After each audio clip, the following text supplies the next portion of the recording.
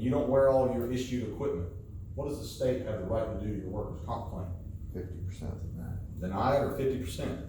What happens when you go to a fire today and Mrs. Smith is in the front yard and says, my daughter's trapped in the back corner bedroom? You deploy without hesitation, you run in, you get that little girl out. Sadly, she dies. 6 months later, a lawyer shows up with a subpoena and takes your thermal imaging camera and says, be in court on this date.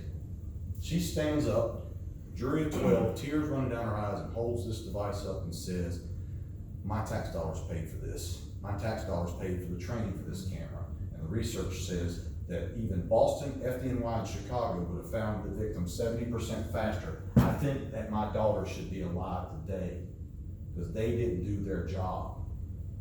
Who's gonna win that? She is. They're gonna say, Andy who? They're gonna fire me in a heartbeat, aren't they? So don't do that. Carry your equipment. They buy you equipment. Do you leave the equipment on the truck? No.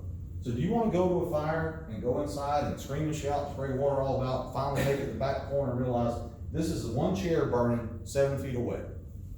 Or would you rather come up, you're the company officer, I'm your firefighter, I flake the line of the front door, you're about to do your 360, I pop the front door, take a quick look and say, hey Cap, the fire's to the left, it's a split bedroom plan, the bedrooms are to the right, I don't see any victims inside, I'm gonna go ahead and flow my line and check my pattern, you go ahead and finish your 360.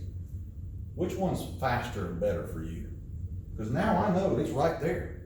If you knock out the threat, you knock out the problem. Yeah, what does he say? If you put the fire out, you don't have to jump out of windows? Hey? Yeah, and you don't have to, sometimes you can shelter in place with people too, right? This is why this matters. This is zero visibility. How many of you use a Scott X380 camera?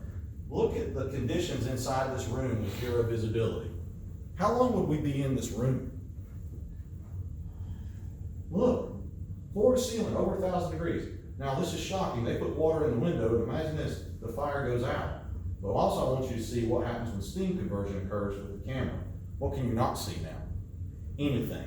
Use a camera in a steam environment like sprinkler head discharge, cold smoke, good luck. Moisture is a gray body. Once it gets on that camera, you're constantly wiping the lens and you're gonna have a very difficult time seeing. It's not designed for that. So, this room, with the NFPA definition of flashover, this is 7 seconds before flashover. What's the yellow spot in the floor? It's not dog pee, I'll give you a hint. That's stored energy. It is radiated feedback, energy that's being absorbed from where? Above.